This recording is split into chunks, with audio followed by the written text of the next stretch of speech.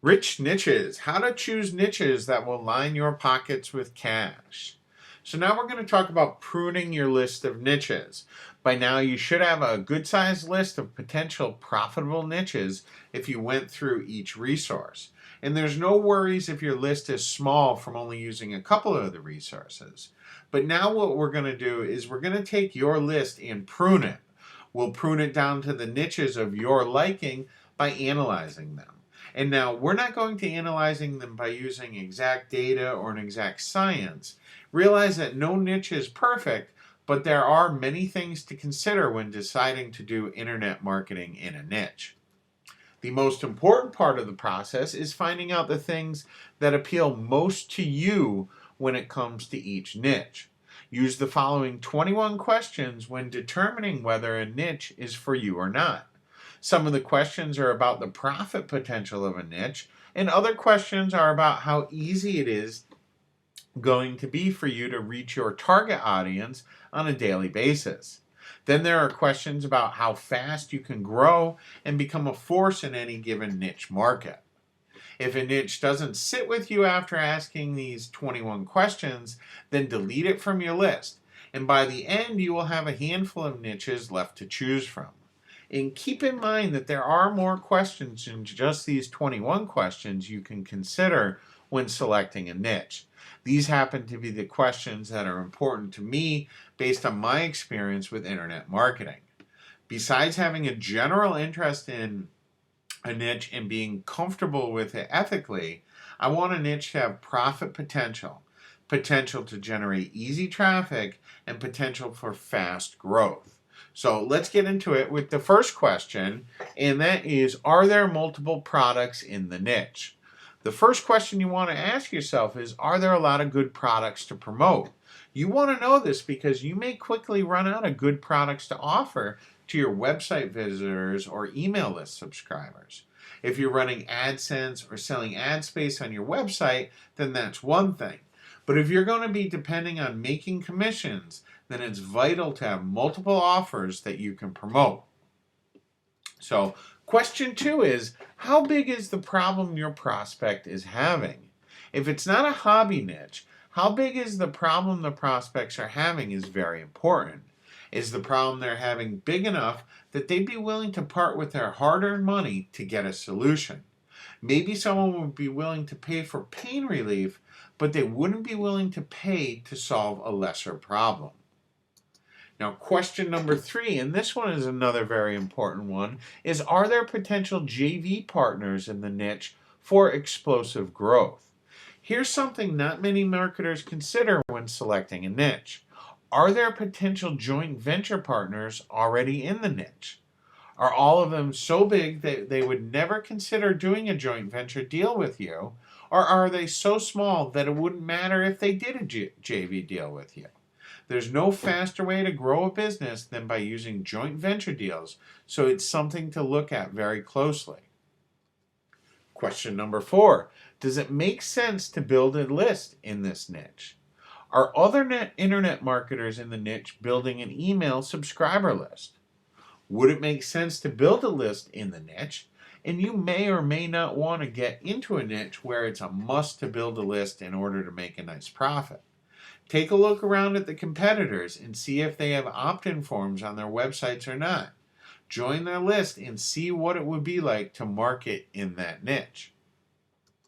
Question number 5, how expensive is ad inventory in the niche? One major thing you have to consider before getting into a new niche is how easy it will be to reach your target audience. If you're looking to pay for traffic, then you'll want to see how expensive the ad inventory is for that market. For example, you'll find the costs vary when bidding on keywords and URLs using CPV networks like Lead Impact, and also when bidding on PPC keywords with Google AdWords or other PPC networks. Question number 6, will it be easy to generate free traffic in this niche?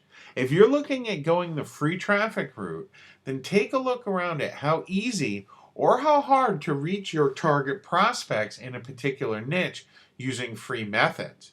You can use the Google Keyword tool to discover generally how competitive keywords are in a specific niche.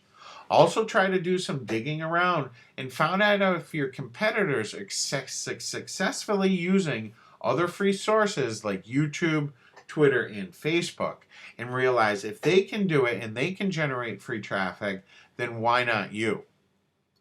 Question number 7. Are there high-end products or services at $1,000 or more in the niche?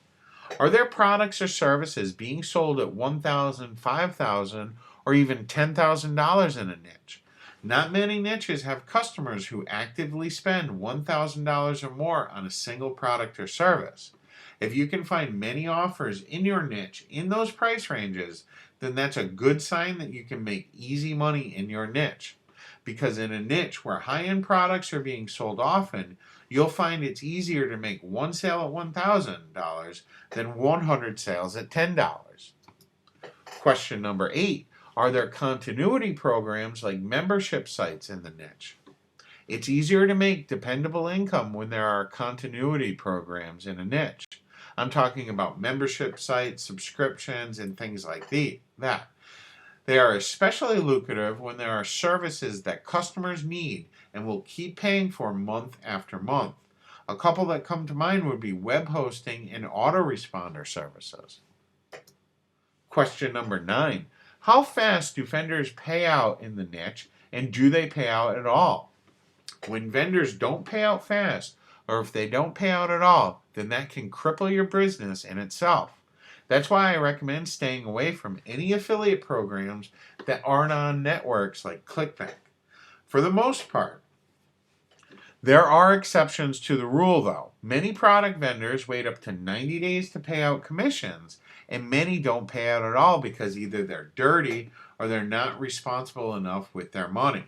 If the only available affiliate programs in your niche aren't on affiliate networks, then my advice is to avoid them like the plague. Question number 10. Are exact match domains available in the niche? While this isn't a must, it can give you an edge when it comes to free traffic from Google. An exact match domain name is a domain name that matches a keyword you want to rank for in Google. One easy way to find whether there are exact match domains available in your niche is to take your keyword list and copy and paste it into the GoDaddy bulk domain register tool. You can use that feature on GoDaddy to find out whether there are exact match domains available without actually buying the domains. Question number 11. Could you create a product in this niche? Having your own product gives you maximum leverage in a niche. You can create cross-promotion deals with JV partners, and you can sit back and let your affiliate army crush your offer with traffic all day long. If it's a physical product you must create in a niche, then that may be something you just can't do. But as for digital products, if you don't have the expertise in a niche, then there may be private label rights material available on the web that you can use to aid in creating a respectable product. Question number 12. Will it be easy to build your authority in the niche? Having your own product is honestly the ultimate way to build authority in a niche. Another way is by having JV partners who customers associate you with. So you're borrowing your JV partner's credibility in a way. A popular blog can also give you authority in a niche. And ask, are there already authority blogs in the niche you're looking at? If so, then you may also be able to have one yourself. Question number 13. Do you already have knowledge of this niche? It's much easier to enter a niche when you already have knowledge or expertise in it. You don't have to be an expert, but being an intermediate is enough to share what you know information-wise. If you have a burning desire to learn more about a niche, then that can help in entering a niche as well. In that role, you're more of a reporter than an authority figure. Question number 14. Are people spending money in this niche? Many hobbies are popular and solutions for problems are searched for all over the net, but that doesn't mean they spend money on it. In this case, you'll need to verify whether there are buyers in the niche or not by checking out bestseller lists using the resources in part 1. It's easy to make the mistake of choosing a popular yet unprofitable niche, so make sure you do your homework on this one. Question 15. Is coaching being sold in the niche? Everyone knows there's good money to be made in internet coaching, whether it's internet marketing coaching, life coaching, or even dating coaching. Coaching packages are sold for thousands of dollars, so if you're a good lead generator, then you can either sell your own coaching packages or generate leads for coaches who do sell packages. They can afford to spend more on leads you generate for them because they're charging much higher prices. Question 16. Are there pay-per-lead offers in this niche? Promoting pay-per-lead offers can be much more profitable than pay-per-sale offers, which you might be accustomed to. It's easier to get someone to fill out a form than to buy something. And if there are pay-per-lead offers in the niche, then you may have an easier time converting your traffic into money. Question 17. Will it be easy to stand out from the crowd in this niche? Some niches have a crazy amount of competition, but that doesn't mean you should be scared to enter them. Is there a way you can stand out from the crowd in a competitive niche?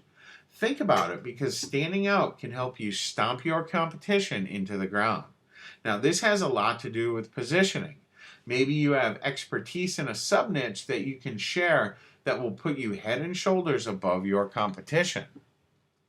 Question 18. Are there webinars or teleseminars in this niche? Webinars and teleseminars generate sales like crazy, but not every niche is responsive to them.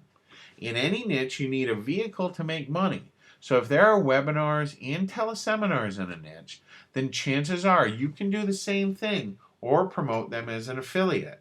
While the average conversion rate on a sales letter online is roughly 1%, webinars and teleseminars convert generally around 10% or more. Question 19. Are there call centers in this niche? What converts even higher than webinars and teleseminars is one-on-one phone selling. So keep an eye out for it in the niche you're assessing. Just beware that some call centers may be dirty. However, just using the phone to sell will increase your conversion rates to as much as 50%, depending on how the lead was generated. If there are call centers in a niche, then you can also use the power of the telephone to close more sales. Question 20. Is this niche related to health, wealth, or relationships? If the niche you're looking at is related to health, wealth, or relationships, then you may have a mass market on your hands. Health, wealth, and relationships related products and services are known to be cash cows. Also, the traffic potential is generally higher when related to health, wealth, and relationships. And the final question is, are there many searches in Google in this niche? Take a look at the Google keyword tool. Just type in Google keyword tool into Google to find it. If you see low traffic level for keywords in your niche, then it doesn't make much sense to choose this niche. Sure, the competition is likely low. However, there's usually a reason for that, and that's there's a lack of customers. So I hope these 21 questions help you in choosing the perfect niche that will make you lots of money.